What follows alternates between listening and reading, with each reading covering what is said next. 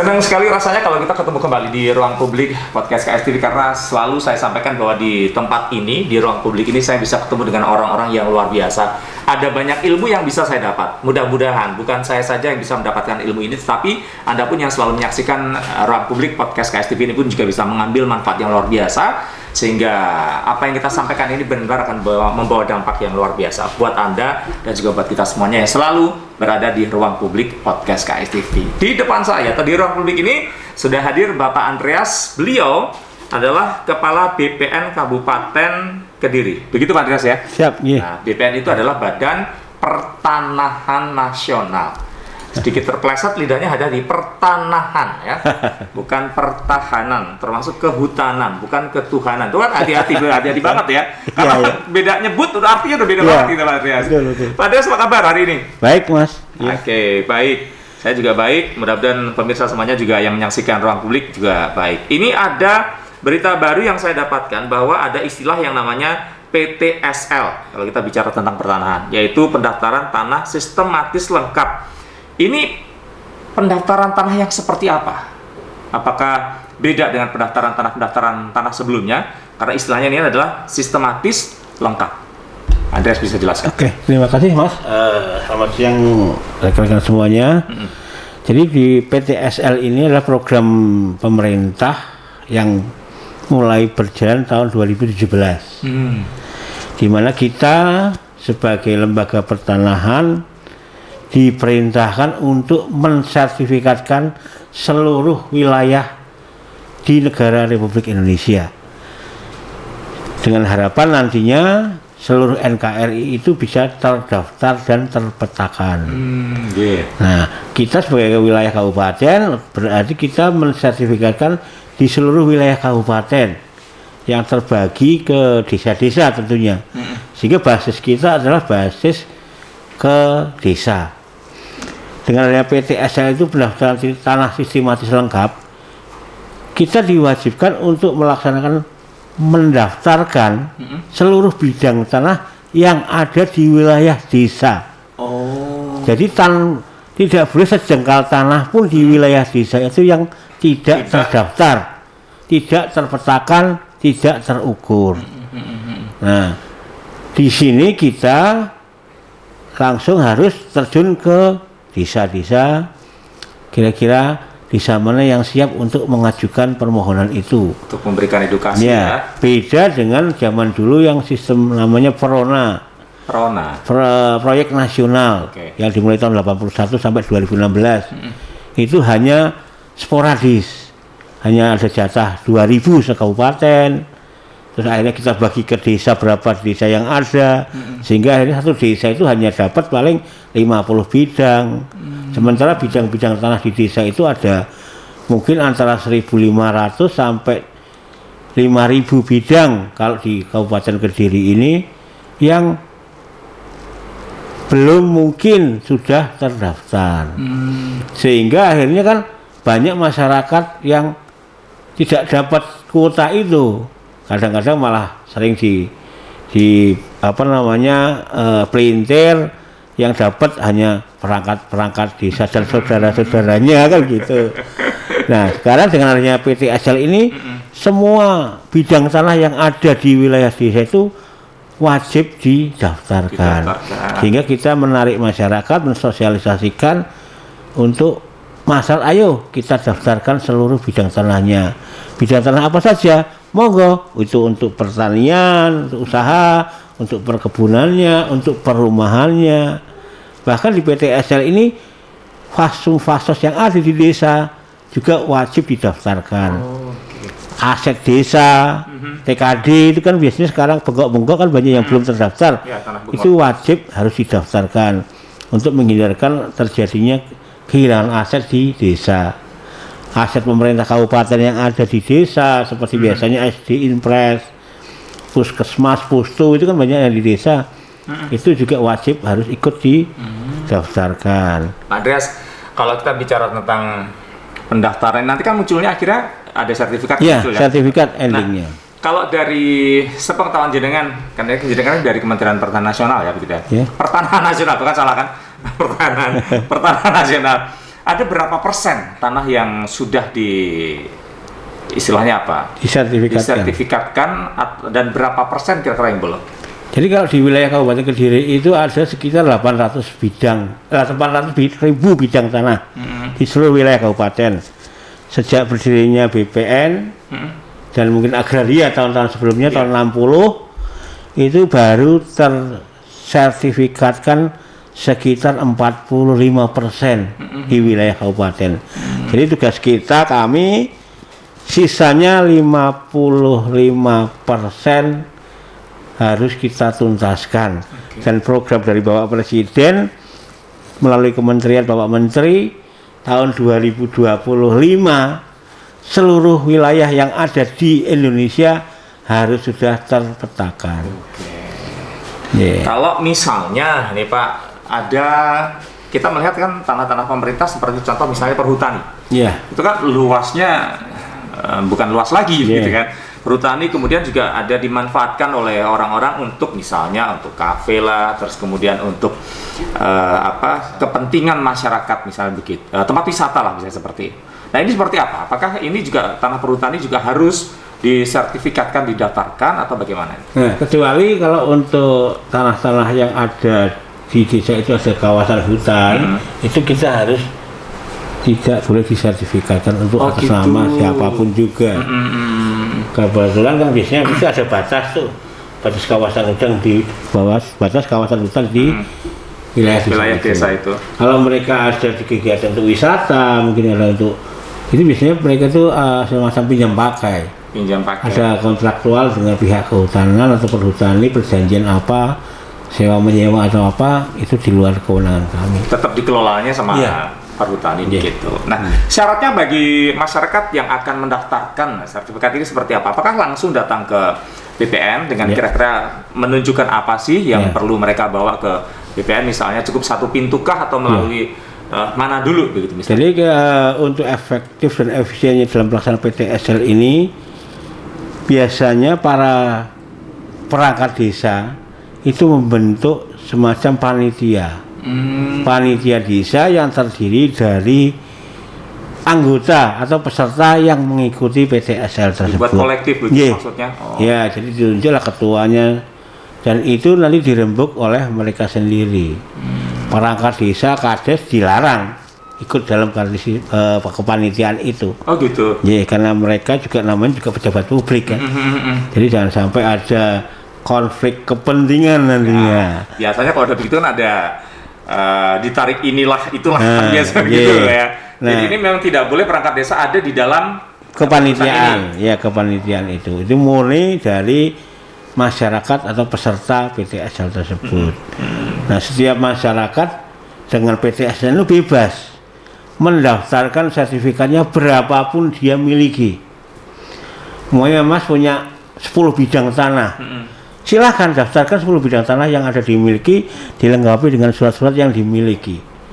Surat-surat apa saja yang dimiliki, monggo, semua surat yang ada itu silahkan dilampirkan. Mas punya akte jual beli, lampirkan akte jual beli. Mas punya kwitansi, lampirkan kwitansi. Sebagai tanda bukti bahwa itu adalah tanah saya. Dan ini diperuntukkan kepada seluruh masyarakat. Dan keuntungannya selain itu boleh memecah desa kalau memang ada rencana membagikan kepada anak, kepada saudara, sehingga untuk mempermudah nantinya supaya nanti kalau dengan proses sudah bersertifikat baru dibagi kan tentunya lebih repot, biaya jelas lebih banyak kan begitu, kan harus pakai akte atau hibah, ada pajak PPH sama BPHTB juga. Kalau pendaftaran ini PTSL ini ada biaya pendaftarannya nggak sih Pak BPN? Jadi gini, biaya itu ada dua macam. Biaya yang berasal dari APBN yang dikelola oleh Badan Pertanahan Nasional itu yang diperuntukkan untuk kegiatan mulai dari penyuluhan, pendataan data yuridis, pengukuran, pemeriksaan tanah, sampai ke penerbitan sertifikat. Ini biaya sudah ditanggung oleh negara. Oke. Sehingga masyarakat tidak perlu membiayai untuk kegiatan ini. Dan saya juga melarang masyarakat ataupun petugas kami untuk menerima atau memberi masyarakat kepada kami serupiah pun. Oh, oke. Karena itu sudah ada tanggungan dari negara untuk biaya-biaya seperti itu. Nah, tetapi ada yang saya sebut tadi ada dua, yang satu lagi adalah biaya prasertifikasi. Biaya prasertifikasi untuk apa? Mungkin untuk pemasangan patok batas, itu kan penting. Batas, ya. Pembuatan patok batas itu kan setiap tanah beda-beda. Kalau tanahnya segi 4 berarti 4 patok. Betul. Minimal. Kalau segi 7 berarti 7 patok minimal. Kalau nggak beraturan berarti di tiap sudut harus ada patoknya. Dan itu biayanya lebih mahal. Dan itu biayanya otomatis kan perkalian, kalau buat patok satu berapa kali berapa. Itu biaya patok. Yang kedua materai. Materai sekarang 10.000 gitu. Nah, itu berapa yang perlu dikasih materai kita kan nggak tahu. Surat-surat yang dimiliki oleh masyarakat. Mungkin ada surat keterangan waris atau mungkin surat pernyataan apa, pernyataan tidak sengketa segala macam. Itu biaya kedua. Yang ketiga mungkin adalah biaya transportasi petugas panitia. Oke, ke lokasi ya. Kalau petugas panitia butuh untuk koordinasi ke kantor kami, mereka butuh transport, butuh makan siang mungkin, makan di jalan kan begitu. Terus yang selanjutnya adalah biaya untuk keperluan panitia itu sendiri. Contohnya pengadaan kertas untuk ngetik, membuat daftar peserta, biaya lembur, karena mereka biasanya panitia itu mengerjakan pekerjaan ini kan di sela-sela waktu kerja rutinnya. Mungkin belum bisa sampai jam 2 malam. Otomatis kan butuh biaya untuk makan minum selama dia bekerja. Betul. Bahkan mungkin ada yang memang harus meninggalkan pekerjaannya khusus menyelesaikan ini. Otomatis kan ada honorariumnya. Nah, ini semua yang nanggung adalah peserta. Nah, fungsi dari panitia inilah melaksanakan rembuk desanya. Berapa sih kebutuhan setiap bidang tanah sesuai dengan kebutuhan-kebutuhan yang perlu dikeluarkan. Itu tadi yang disebutkan tadi. Dan ini juga dilindungi adanya SK Bupati bahwa dipersilahkan untuk memungut biaya untuk prasertifikasi dengan catatan memang biaya itu tidak mengada-ada, tidak boleh untuk membiayai perangkat desa, umpamanya ada honorarium kades, honorarium sekdes, gitu nggak ada, boleh. Terus selain itu juga biaya itu harus sesuai dengan SBM, standar biaya masukan, atau harga patokan standar yang ada di Kabupaten Kediri. Misalnya kalau untuk beli makan siang atau makan malam harga satu kotak 25.000 ya harus ditulis di situ 25.000. Jangan mengada-ada satu kali makan 75.000 kan berarti ada selisih nantinya. Restoran itu berarti. Nah itu Pak, kalau proses mulai dari pendaftaran sampai munculnya sertifikat kira-kira butuh waktu berapa lama? Sekitar kalau memang berkas itu lengkap dan lancar itu sekitar 6 bulan. 6 bulan ya? Soalnya kadang-kadang kan ada banyak masyarakat yang mengeluhkan ngurus surat tanah kok lama sekali. Iya, kadang-kadang seperti apalagi itu. Mohon maaf, ada yang melalui notaris, itu kan juga lama. Nah, kalau tadi yang jenengan sampaikan bahwa dalam satu paguyuban lah gitu ya, mereka yang mau mendaftarkan panitia, jadi kan memang dari perangkat desa dilarang ada di dalamnya. Ada nggak sistem pengawasan atau siapa yang mengawasi kalau misalnya nanti ditemukan ada aparat desa yang ada di dalamnya begitu misalnya dan minta honor misalnya? Yang mengawasi adalah mereka sendiri. Oh gitu.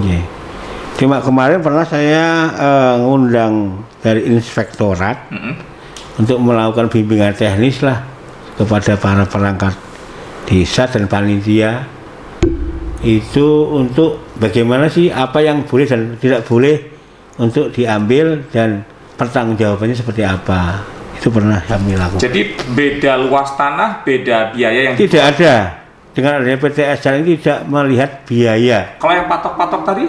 Kalau patok kan tergantung kebutuhan luasannya. Oh. Cuma sekarang begini, makanya biasanya seperti itu, istilahnya itu gendong ngilit ya.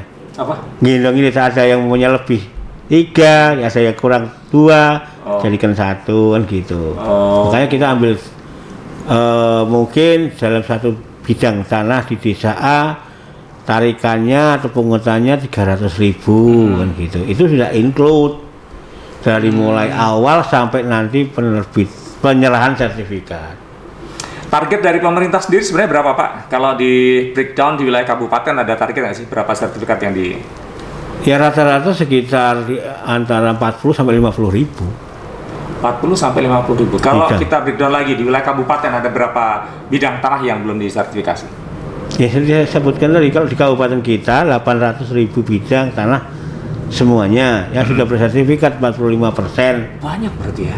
Ya yang belum bersertifikat masih banyak lagi 55%. Iya, itu makanya 55% itu terdiri dari kepemilikannya dari masyarakat. Iya, yang masyarakat. Bukan termasuk yang fasilitas umum, fasilitas Iya, maksudnya sosial. termasuk dengan fasilitas umum, fasilitas sosial semuanya. Kak, ini kan tadi disampaikan Pak Andreas bahwa program sudah berjalan mulai tahun 2017. Ya. Dari 2017 sampai sekarang udah berapa sertifikasi yang dikeluarkan?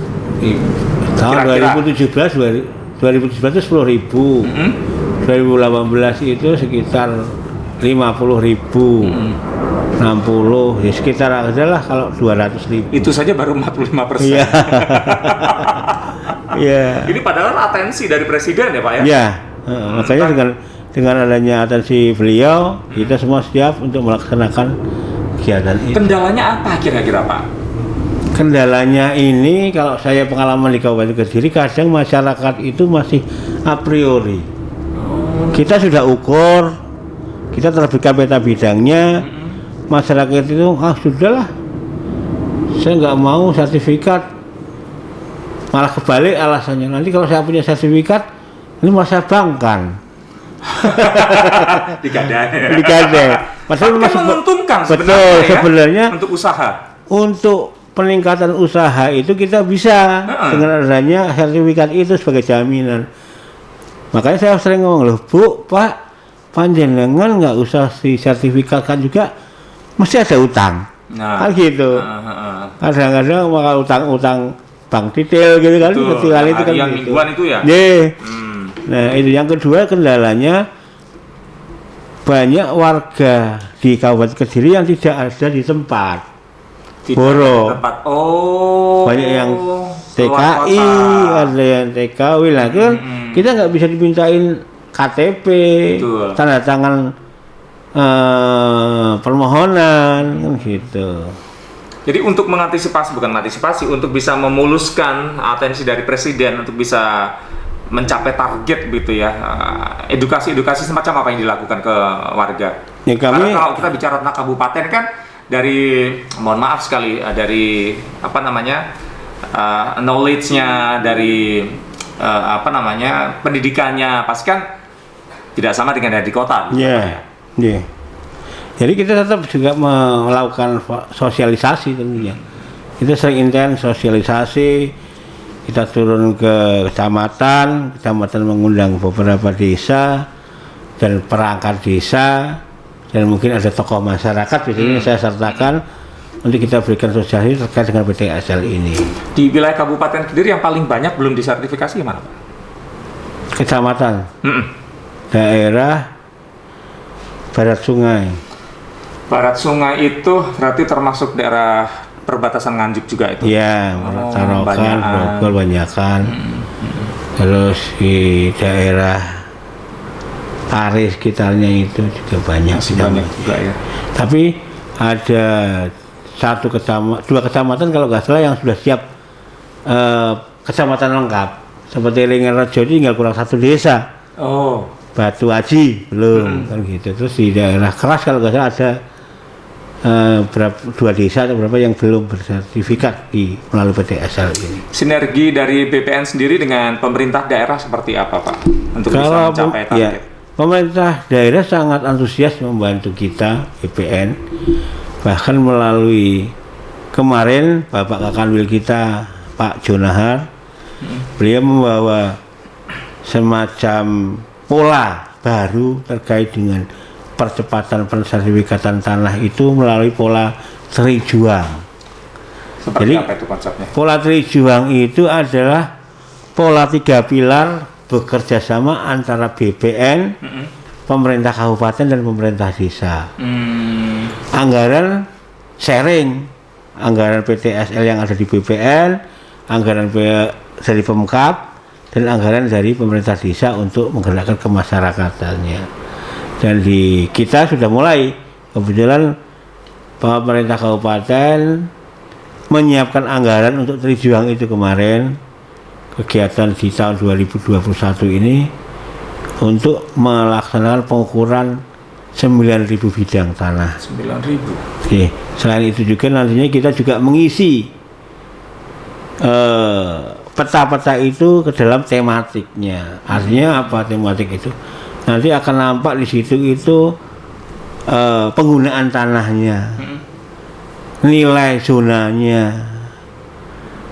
Nah, itu yang nantinya kita akan isi dalam pola Trijuang ini. Trijuang. Oke. Pak Andreas, kalau kita bicara tentang keuntungan tadi sudah disampaikan bahwa dengan adanya program ini kan masyarakat akan semakin bisa sebenarnya tadi wedine kan nanti dibangkan ya, itu menguntungkan gitu. Nah ini mungkin bisa digambarkan keuntungan dan kerugian. Kalau misalnya tanah itu sudah didaftarkan sama yang belum didaftarkan, supaya masyarakat juga lebih paham lagi dan membuka kembali pikirannya bahwa oh ya udah kita memang harus mendaftarkan tanah kita. Jadi gini, dengan adanya sertifikasi yang kita tampilkan ini, kita tunjukkan kepada masyarakat ini, diharapkan nantinya dengan adanya masyarakat bersertifikat, satu bisa mengurangi konflik sengketa batas. Karena itu dengan adanya batas yang jelas, nanti kan sudah tidak ada lagi adanya sengketa, karena pada saat pengukuran pemilik tanah wajib untuk menunjukkan batasnya didampingi atau disaksikan oleh pemilik yang berbatasan. Sehingga nantinya jelas ini punyaku, ini punyamu, kita sepakat ya di sini. Oke, sudah kita ukur. Tidak terjadi.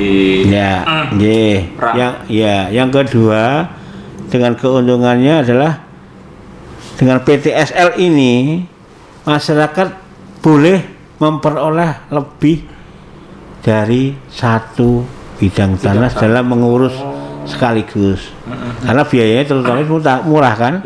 Kalau masyarakat datang ke kantor melalui pelayanan rutin, kalau kami istilahnya, setiap bidang tanah kan beda-beda biayanya, tergantung luas tadi. Betul. Semakin luas tanahnya semakin besar, karena biaya pengukuran, biaya pemeriksaan tanah juga menyesuaikan dengan luasannya.